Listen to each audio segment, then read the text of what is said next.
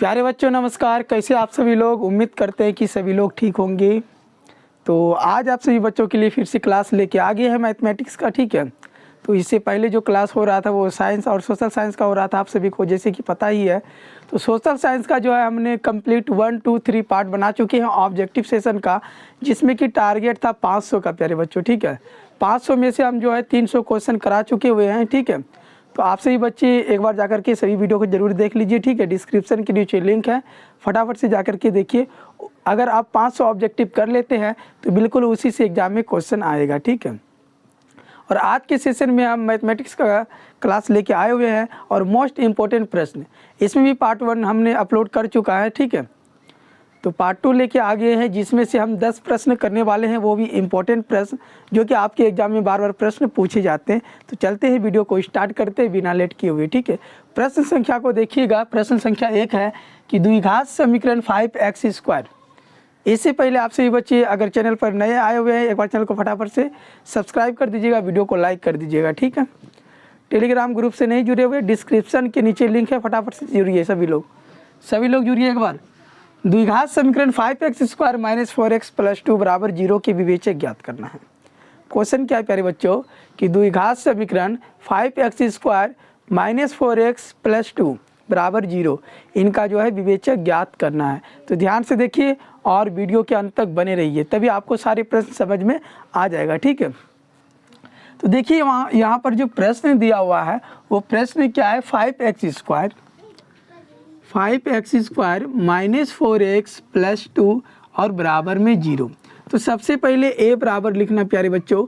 a बराबर कितना हो जाएगा 5 और b बराबर कितना हो जाएगा, देखिए यहाँ पर -4 और c बराबर कितना हो जाएगा 2 हो जाएगा। ठीक है, a b c इन तीनों का मान पता चल गया ना सभी को।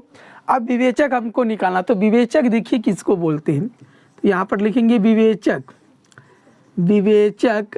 d बराबर सूत्र होता है प्यारे बच्चों b² - 4ac, b² - 4ac।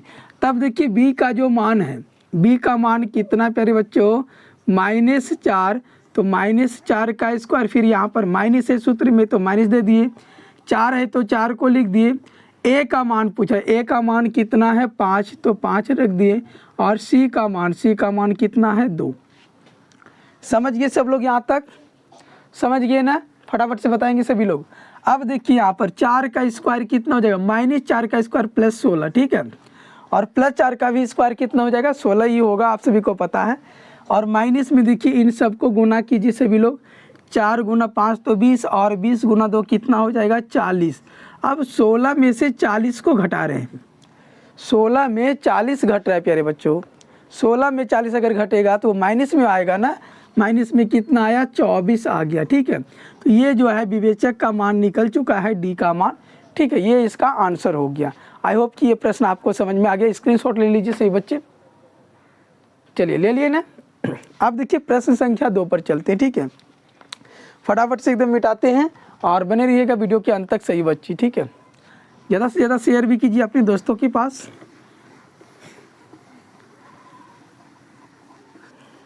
प्रश्न संख्या देखिए यहाँ पर 2 आ चुका है। ठीक है, प्रश्न संख्या 2 हम लिखने वाले हैं, ध्यान से देखिए सही बच्चे। ठीक है, यदि समांतर श्रेणी का 7वां पद, क्वेश्चन नंबर 2 होगा बाबू, यदि समांतर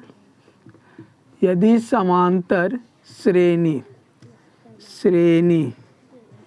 का 7वां पद, कौन सा पद प्यारे बच्चों 7वां पद। ठीक है, 7वां पद 1/9 और 9वां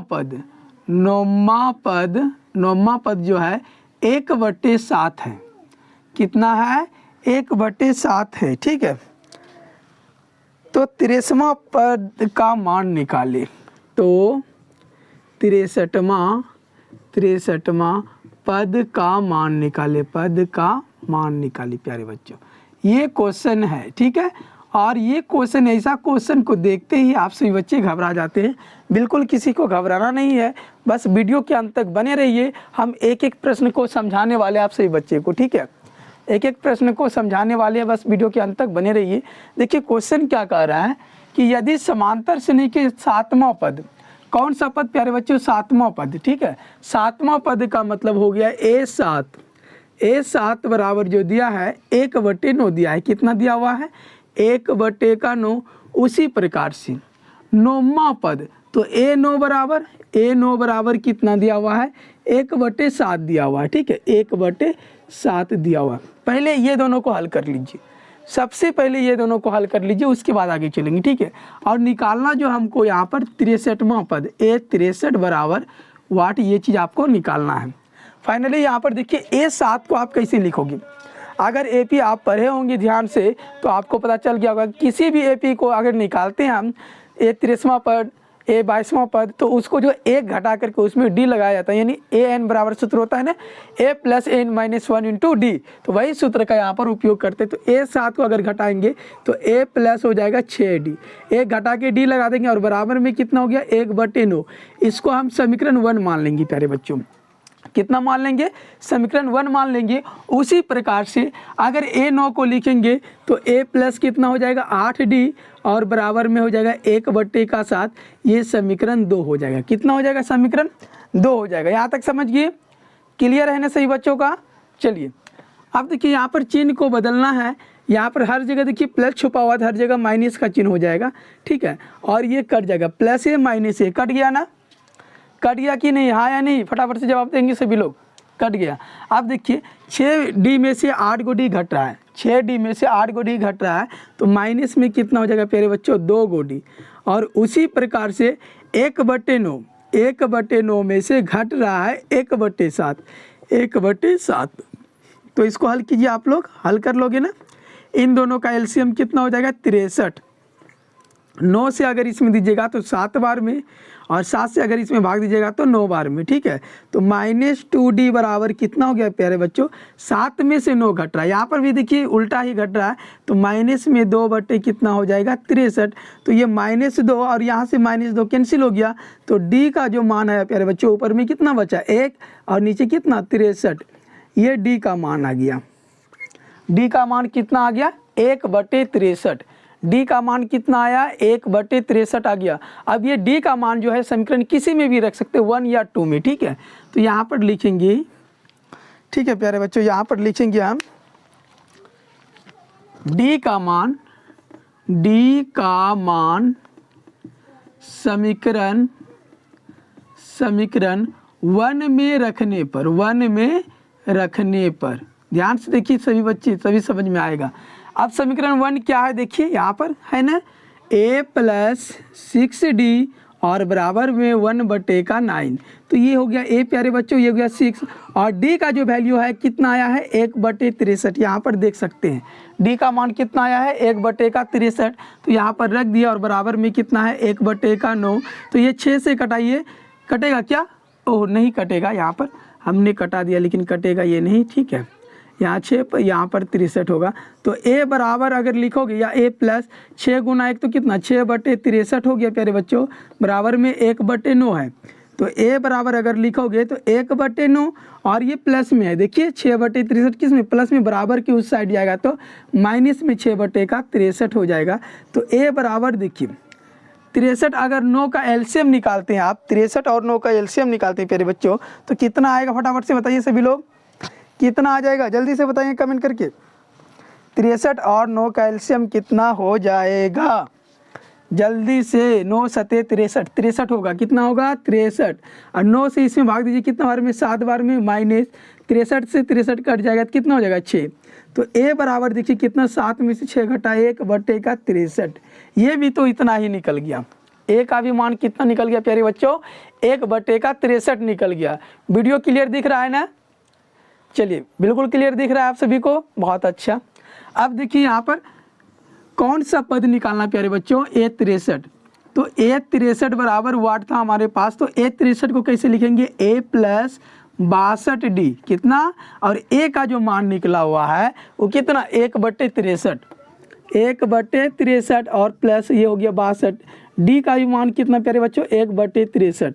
अब अगर इसको हम हल करेंगे तो 1/63 और प्लस 62 गुना 1 तो कितना हो गया 62/63, दोनों का अगर एलसीएम देखिए, अगर दोनों का हर सेम होता है तो अंश आपस में क्या होता है प्यारे बच्चों, जुड़ जाता है। आप सभी को पता है ना। तो ये कितना हो जाएगा, 62 ये कितना हो जाएगा 63 बटे का 63, कट गया कितना आया 1, यानी ये जो वैल्यू आया ये 63 का प्यारे बच्चों, ये 63 बराबर कितना आ गया 1, ये हो गया इसका आंसर। आई होप कि ये भी प्रश्न आपको समझ में आ गया होगा। स्क्रीनशॉट ले लीजिए, ठीक है, ले लिए। चलते हैं प्रश्न संख्या, देखिए अगला प्रश्न है, अगला प्रश्न है, ध्यान से देखिए एक बार सभी लोग। देखिए प्यारे बच्चों, प्रश्न संख्या 3 को देखिए एकदम ध्यान से।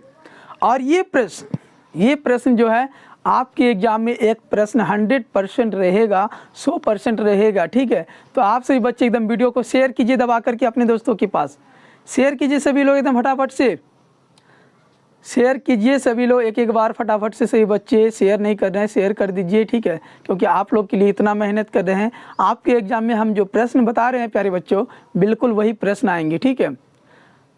और बड़े बड़े यूट्यूबर भी बताते हैं आप सभी को ये प्रश्न कि ये आ जाएंगे, ये आ जाएंगे, ठीक है। हालांकि आता है वो सबका, लेकिन बहुत ही कम आता है। लेकिन हम जो आपको बता रहे हैं वो रियल में 100% आने वाले प्रश्न है, ठीक है। ध्यान से देखिए, बस वीडियो के अंत तक बने रहिए, ठीक है। क्वेश्चन देखिए क्या कह रहा है कि दी गई आकृति में एल ज्ञात करना है। ये आकृति है, इसमें एल और ई का मान ज्ञात करना है, जबकि एल एम जो है वो समांतर है एफ क्यू का। एल एम समांतर है किसका, एफ क्यू का। एल एम जो है समांतर है एफ क्यू का, वो समांतर है प्यारे बच्चों, ठीक है। तो ध्यान से देखिए कैसे इसको बनाएंगे हम, ठीक है।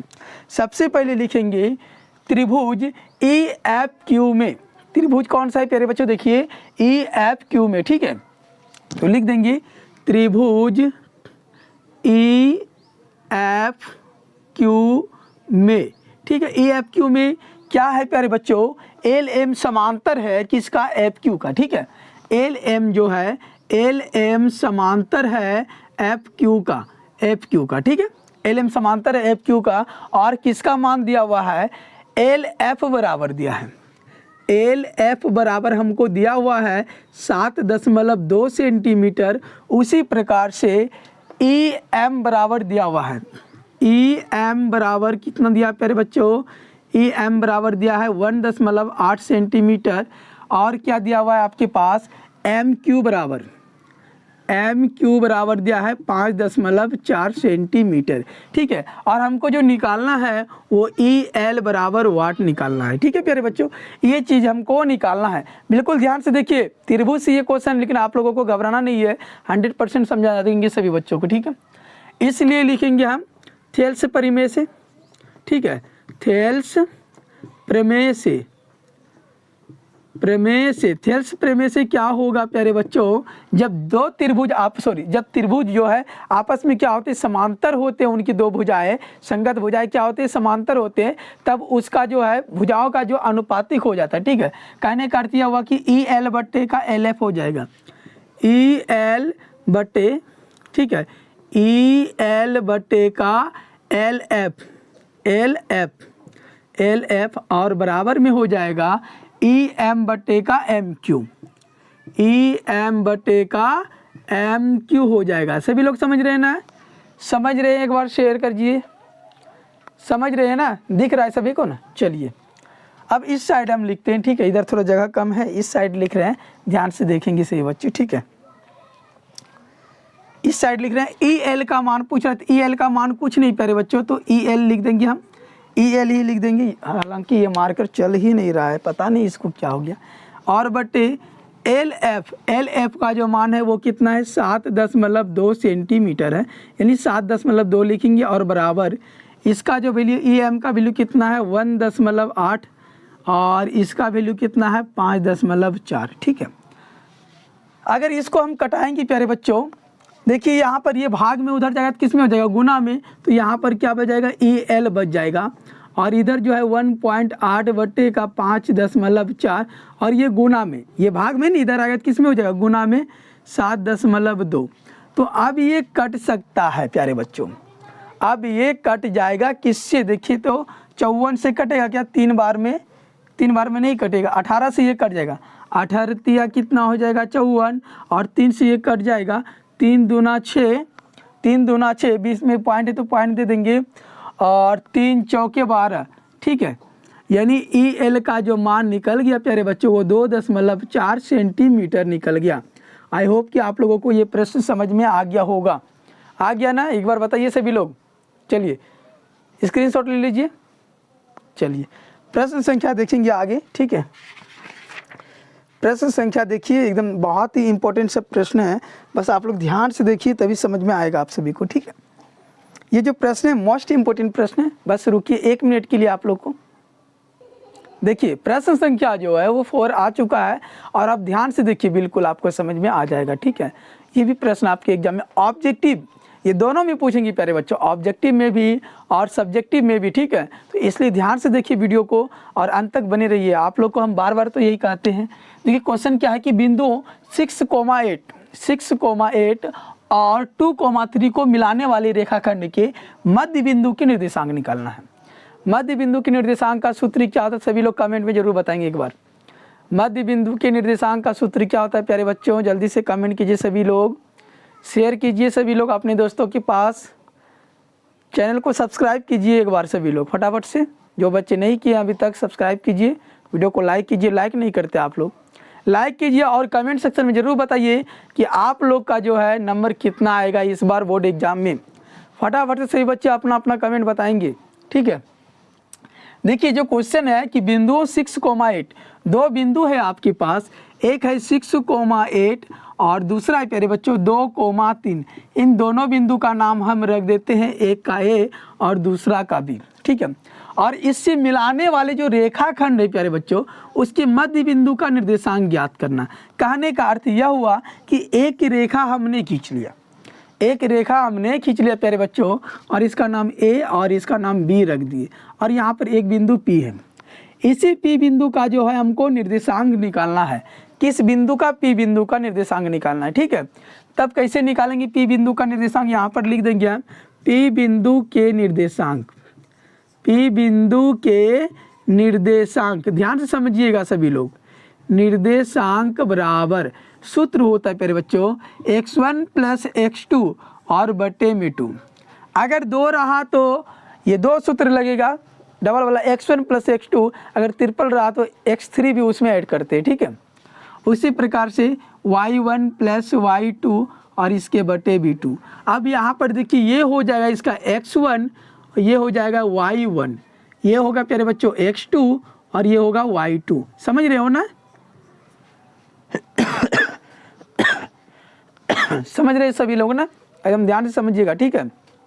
अब देखिए यहाँ पर x1 का मान कितना है 6, x2 का मान कितना 2 और इसके बटे में 2, y1 का मान कितना है 8, y2 का मान कितना है प्यारे बच्चों 3 और बटे में 2। तो 6 और 2 कितना हो गया 8 हो गया और बटे में 2, 8 और 3 कितना है 11 बटे का 2। ये तो कट जाएगा 4 बार में, लेकिन ये कटने वाला नहीं है। तो 4,11 बटे का 2 ये इसका निर्देशांक निकल गया प्यारे बच्चों, ठीक है। 4,11 बटे 2 ये इसका निर्देशांक निकल गया। समझ गए सभी लोग? चलिए प्रश्न संख्या 5 पर जाते हैं और ध्यान से समझिएगा सभी लोग, एकदम वीडियो के अंत तक बने रहेंगे और समझेंगे ज़्यादा से ज़्यादा, ठीक है। देखिए इससे भी इम्पोर्टेंट प्रश्न बताने जा रहे हैं। ये प्रश्न तो आएंगे एग्जाम में, हर हाल में आप लोगों को देखना है। अगर आप लोग नहीं देखते हैं फिर आप लोगों को बहुत ही आगे पछताना पड़ेगा सभी बच्चों को, ठीक है। इसलिए एक एक प्रश्न जो भी हम प्रश्न बताते हैं बस ध्यान से आप लोग देखते जाइए, ठीक है। पढ़ाई के प्रति आपको जो है प्यारे बच्चों एकदम डट करके रहना है और बहुत ज़्यादा मेहनत करना है आप लोगों को, ताकि आप लोगों का जो है नंबर 450+ आ जाए एग्ज़ाम में, ठीक है। बस ध्यान से सभी को देखिए। देखिए प्रश्न का के का मान ज्ञात करिए यदि तीनों बिंदु। देखिए क्वेश्चन नंबर 5 है, क्वेश्चन नंबर 5 है के का मान ज्ञात करे, के का मान ज्ञात करे, ज्ञात करें यदि तीनों बिंदु प्यारे बच्चों, यदि तीनों बिंदु ध्यान से देखिए ना सभी लोग, बिल्कुल आप लोग को समझ में आ जाएगा। यदि तीनों बिंदु 8,1 और दूसरा क्या है k, -4, k, -4, ठीक है, और दिख रहा है ना क्लियर आप लोगों को? चलिए क्लियर तो दिख रहा है आप सभी को। 2 कोमा -5, 2 कोमा -5 संरेखी है या संरेख है? संरेख है, ये है प्रश्न प्यारे बच्चों, ठीक है। देखिए त्रिभुज से 2 भी प्रश्न पूछे जाते हैं। ये निर्देशांक ज्यामिति से ये चैप्टर से क्वेश्चन है और इससे 2 प्रश्न, एक त्रिभुज का क्षेत्रफल निकालने के लिए और एक के का मान निकालने के लिए संरेखी के लिए, ठीक है। तो ये भी प्रश्न बहुत इंपॉर्टेंट है। इस बार जो है 3 बिंदु है, ए बी सी, 3 कॉलम दिया हुआ है आपको, ठीक है, तीनों बिंदु दिया है। अगर एक त्रिभुज की हम बात करेंगे प्यारे बच्चों, तो त्रिभुज का ही इसमें क्षेत्रफल लगाते हैं, त्रिभुज का ही इसमें क्षेत्रफल लगता है। तो सबसे पहले लिख लेते हैं हम जो चीज़ दिया हुआ है। देखिए यहाँ पर ए का कोऑर्डिनेट कितना है 8,1, ठीक है। उसी प्रकार से बी का जो कोऑर्डिनेट है k, -4 और सी का कोऑर्डिनेट कितना प्यारे बच्चों, देखिए तो 2, -5 दिख रहा है सबको ना क्लियर? चलिए क्लियर तो दिख रहा है। इसको बोलेंगे हम x1, ये हो जाएगा y1। ध्यान से मेन चीज़ ये होता है x2 और ये हो जाएगा y2। हालांकि आप लोगों को वहाँ पर नहीं लिखना, इस तरह से लिख देना नीचे में x1 = 8, y1 = 1, समझ रहे हो, इस तरह से लिखना है। और ये हो जाएगा आपका x3 और ये हो जाएगा y3, ठीक है। अब हमको ये त्रिभुज ABC क्या है प्यारे बच्चों, एक त्रिभुज बन जाएगा ना। तो त्रिभुज का क्षेत्रफल निकालना है। यहाँ पर लिखेंगे त्रिभुज का क्षेत्रफल। त्रिभुज का जो क्षेत्रफल का जो सूत्र होता है 1/2 into x1 y2 - y3 plus x2 y3 - y1 और प्लस x3 y1 - y2, ठीक है। और देखिए जब ये संरेख बोलेंगे प्यारे बच्चों, जब संरेख का अगर बात आएगा तब बराबर में 0 लगाना। अगर संरेख का बात नहीं आएगा तो 0 नहीं लगाना है, ये चीज़ याद रखना आप सभी बच्चे, ठीक है। अगर संरेख का बात आएगा तो बराबर में 0 लगाना है इस सूत्र में। अब देखिए यहाँ पर मान को रखिए और हल हो जाएगा। 1/2 है तो 1/2 लिख दिए। x1 का मान प्यारे बच्चों फटाफट से बताइए, x1 का मान कितना है 8 है, दिख रहा है ना, ये हो गया 8। y2 का मान कितना है -4 है तो -4 रख दिए। फिर यहाँ पर माइनस है तो माइनस दिए। y3 का मान देखिए तो y3 का मान कितना है -5, तो माइनस माइनस क्या प्लस हो जाएगा 5। फिर यहाँ x2 का मान प्लस x2 का मान देखिए कितना है k है तो k रख दिए। y3 का मान देखिए यहाँ पर -5 तो -5 हो गया। फिर यहाँ माइनस है तो माइनस दे देंगे। y1 का मान कितना 1, फिर यहाँ पर प्लस है। x3 का मान कितना है 2 तो 2 रख देंगे। y1 का मान पूछ रहा है तो 1 होगा और माइनस y2 का मान -4 तो माइनस माइनस +4 और ये बराबर में 0।